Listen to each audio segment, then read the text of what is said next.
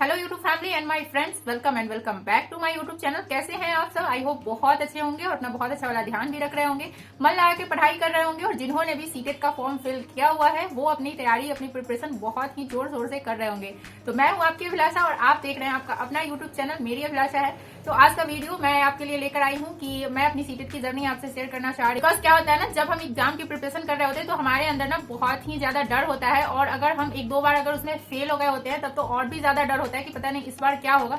और बहुत सारे एस्पिरेंट हैं जिनके की पिछले ईयर 1 नंबर या 2 नंबर से रह गए थे, तो वो भी इस बार एग्जाम दे रहे होंगे। तो उनको मोटिवेट करने के लिए मैं अपनी जर्नी आप सबके साथ आज फिर से शेयर करना चाहती हूँ। तो वीडियो को ध्यान से देखिएगा और पूरा देखिएगा, और अगर चैनल पे नए हैं तो चैनल को सब्सक्राइब कर लीजिएगा, बेल आइकन को प्रेस कर लीजिएगा, क्योंकि मैं यहाँ पे अक्सर मोटिवेशनल और अपनी स्टडी ब्लॉग शेयर करती रहती हूँ। तो चलिए वीडियो की शुरुआत करते हैं। तो जो लोग भी पिछले बार बिहार के लोग सीटेट क्लियर नहीं कर पाए, क्वालिफाई नहीं कर पाए, 1-2 नंबर से जिनका रह गया, उनके लिए कितनी ही बड़ी अपॉर्चुनिटी हाथ से निकल गई। बिकॉज बिहार जो बीपीएससी का एग्जाम होने वाला है उसके फॉर्म पहले ही फिल हो जाएंगे, तो जो जुलाई में क्लियर करेंगे शायद उनको मौका न मिले इस वाले एग्जाम, बीपीएससी का एग्जाम देने में।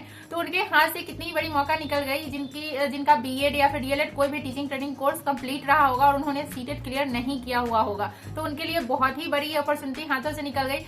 मैं अभी बीएड फर्स्ट ईयर में ही हूँ और मैंने फर्स्ट अटेम्प्ट में ही 1 मंथ के प्रिपरेशन में अपना सीटेट क्लियर किया, और पेपर 1 में 110 नंबर और पेपर 2 में 92 नंबर में लेकर आई।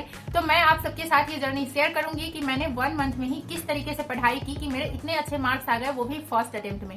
तो चलिए बताती हूँ आपको कि मैंने किस तरह से पढ़ा। तो जब मैंने फॉर्म फिल किया तो आई होप आप लोगों ने सिलेबस देख लिया होगा। इधर उधर से बिना सिलेबस देखे आप लोग नहीं पढ़ रहे होंगे, मैं आशा करती हूँ ऐसा। लेकिन अगर आप पढ़ रहे हैं बिना सिलेबस देखे हुए तो तुरंत से ही पहले सिलेबस देखें, बिकॉज सिलेबस को देख के फिर जो भी सिलेबस के टॉपिक है उसको पहले आप अच्छे से कवर कीजिए। बिना अगर सिलेबस देखे आप पढ़ाई कर रहे हैं तो आपके नतीजे बिल्कुल भी अच्छे नहीं निकलने वाले हैं। सीटेट एग्जाम का लेवल जो है वो ना तो बहुत ही ज्यादा हाई है और ना ही बहुत ज्यादा लो है। तो अगर हम इसकी प्रिपरेशन थोड़े अच्छे प्लानिंग के साथ करें तो इसको एक बार में क्वालिफाई किया जा सकता है, एंड बहुत ही अच्छे मार्क्स के साथ क्वालिफाई किया जा सकता है। बस क्या है, सीटेट के प्रिपरेशन में जो भी टॉपिक है उसको किसी चीज से कनेक्ट करके पढ़ने की कोशिश कीजिए, और उस क्या एक अंडरस्टैंडिंग वाले क्वेश्चन है, तो अपने व्यवहार में परिवर्तन करने वाले क्वेश्चन है, समझने वाले क्वेश्चन है कि हम जब टीचर बनेंगे तो बच्चों को किस तरह से पढ़ाएंगे। वो है तो आप जितना कनेक्ट करने की कोशिश करेंगे, जितना उसको समझने की कोशिश करेंगे, खुद के व्यवहार में परिवर्तन लाने की कोशिश करेंगे, उतना ही आपके क्वेश्चन बहुत ही ज्यादा पेडागॉजी के, सीडीपी के क्वेश्चन बहुत ही ज्यादा अच्छे से सॉल्व हो। मैंने जब फॉर्म फिल किया तो उसके बाद सबसे पहले मैंने सिलेबस देखा। सिलेबस देखने के बाद मैंने यूट्यूब पे टॉपिक वाइज वीडियो कवर किए, सारे अपने सिलेबस के वीडियो से सारे सिलेबस को कवर किया। उसके बाद मैंने PYQ लगाना शुरू कर दिया था पहले से ही। PYQ लगाने से धीरे धीरे, पहले तो मेरे बहुत ही कम क्वेश्चन सही होते थे। 150 नंबर के एग्जाम में मुझे मुश्किल से 70, 60, 70 ऐसे मार्क्स आते थे जब मैं सबसे पहले लगाना स्टार्ट की। लेकिन जब धीरे धीरे जो भी मेरे क्वेश्चन गलत होते थे उसके जो सोल्यूशन PYQ के बुक में दिए हुए थे, मेरे यही PYQ के बुक है जो कि किरण पब्लिकेशन के है, और मैंने इसी से लगाया था। इसमें क्या है कि इसके सॉल्यूशन ना बहुत ही डिटेल में दिए हुए हैं, बहुत अच्छे से। तो इससे बहुत आसानी होती है प्रिपरेशन करने में कि इसके जो आंसर हम पढ़ लेते हैं तो हमें समझ में आ जाता है कि किस वजह से इसके आंसर ये होंगे। इसमें इतने अच्छे से दिया रहता है, बहुत ही हमारे लैंग्वेज में।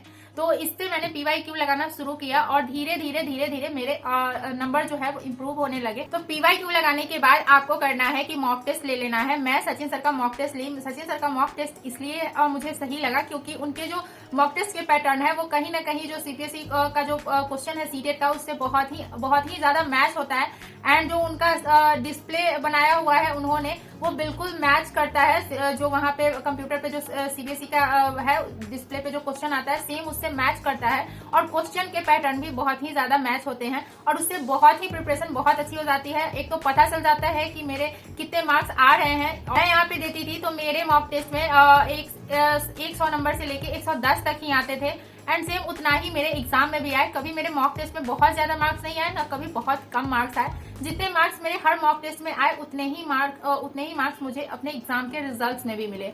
मैं यहाँ पे आप लोगों से अपना स्कोर कार्ड जरूर शेयर करना चाहूंगी। अब तो सर्टिफिकेट आ गए तो मैं अपना सर्टिफिकेट आप लोगों से जरूर शेयर करना चाहूंगी कि मेरे कितने मार्क्स किस किस सब्जेक्ट में रहे। एक हाउस वाइफ के लिए बहुत मुश्किल हो जाता है सारे घर को संभालना, बच्चों को देखना और साथ में किसी एग्जाम की प्रिपरेशन करना एंड उसको क्वालिफाई करना। ये बहुत ही हार्ड होता है, क्योंकि मैं पढ़ती हूँ तो मुझे पता है कि कितना हार्ड हो जाता है, कितना हेक्टिक हो जाता है दिमाग के लिए कि हर चीज को संभालना, बच्चों को देखना, बच्चों की पढ़ाई देखना, घर की जिम्मेदारी, खाना, झाड़ू पोछा जो भी होते हैं सारी जिम्मेदारी, और साथ में किसी एग्जाम का प्रिपरेशन करना एंड उसको क्वालिफाई करना।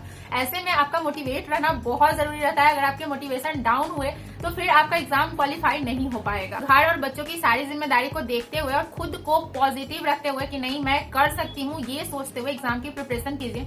जो भी टाइम मिलता है, जब भी आप, मैं क्या करती थी, जब भी मैं काम कर रही हूँ किचन में, तब मैं जो भी मैं वीडियो देखती थी सचिन सर की, सचिन सर का वीडियो मैं ज्यादा देखती थी क्योंकि मुझे हिमांशी मैम के वीडियो उतने समझ में नहीं आते थे, लेकिन वो भी बहुत अच्छा पढ़ाती हैं, ऐसा सभी बोलते हैं, लेकिन मुझे नहीं समझ में आती थी। तो आप मेरे कहने पे सचिन सर का वीडियो ना देखें, आप खुद से एनालिसिस करें कि आपको किस टीचर से ज्यादा समझ में आता है।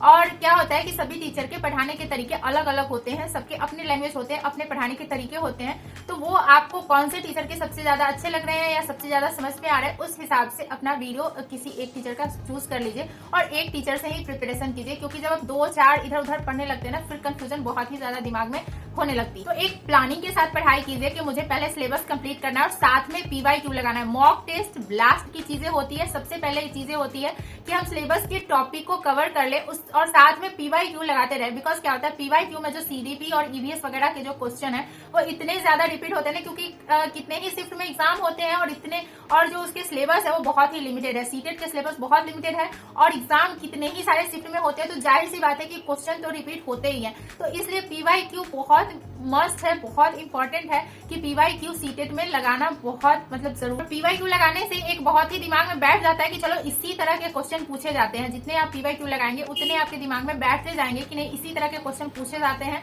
और आपका दिमाग जो है वो बहुत ही ज्यादा क्वेश्चन पे कमांड करने लग जाएगा। आपको पता चल जाएगा नहीं इस तरह के क्वेश्चन है तो इसके इस तरह से आंसर होंगे।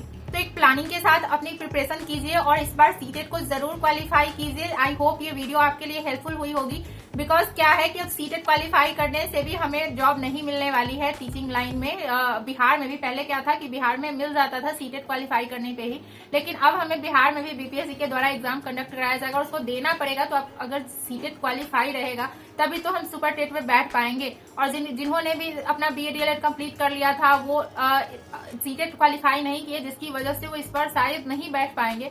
तो ये उनके लिए बहुत ही बड़ी अपॉर्चुनिटी हाथों से निकल गई। क्योंकि क्या होता है कि धीरे धीरे टाइम वक्त बीतता जाता है, हमें सीटेट को जल्दी से क्वालिफाई करना है। बिकॉज सीटेट जो है वो सिर्फ एक तरह से क्वालिफाइंग पेपर भी है और एक पात्रता परीक्षा है, इससे जॉब नहीं मिलने वाली है और इसको बिना क्वालिफाई किए हम किसी एग्जाम में बैठ भी नहीं सकते हैं। तो ये इंपॉर्टेंट भी बहुत रखता है कि इसको क्वालिफाई किया जाए। तो बस मैं वीडियो कहीं पे एंड कर रही हूँ। आई होप वीडियो अच्छा लगा हो तो वीडियो को एक लाइक प्लीज जरूर कर दीजिएगा और एक कमेंट जरूर कर दीजिएगा। जो भी प्रिपरेशन कर रहे हैं मुझे कमेंट जरूर कीजिएगा, मुझे जितना हो सकेगा मैं आप लोग को हेल्प करूंगी। मैं प्रीवियस ईयर का क्वेश्चन लगवा क्या हुआ कि मेरे एग्जाम BEd वाले नजदीक आ गए, उसके डेट शीट आ गए, तो मैंने छोड़ दिया क्योंकि मुझे लग रहा था कि मुझे अपने एग्जाम पे ध्यान देना ज्यादा इंपॉर्टेंट है कि मैं BEd के एग्जाम पे ध्यान दूं। इस वजह से मैंने छोड़ दिया, वरना मैं जरूर कराती। तो मेरे एग्जाम खत्म हो जाएंगे तो मैं कोशिश करूंगी कि मैं फिर से PYQ आप लोगों को लगवाऊं। तो वीडियो को यहीं पे मैं एंड कर रही हूँ। एक लाइक, एक कमेंट, और अगर सब्सक्राइब नहीं किया है तो प्लीज सब्सक्राइब कर लीजिएगा। क्योंकि क्या होता है सब्सक्राइब करने में और लाइक करने में आपके पैसे नहीं लगेंगे, लेकिन हम जो इतनी मेहनत करते हैं वीडियो बनाने के लिए तो हमें उसका थोड़ा सा फल मिल जाएगा। तो चलिए वीडियो को एंड करते हैं, मिलते हैं फिर नेक्स्ट वीडियो में कुछ नई बातों के साथ, कुछ नई एनर्जी के साथ। तब तक के लिए बाय।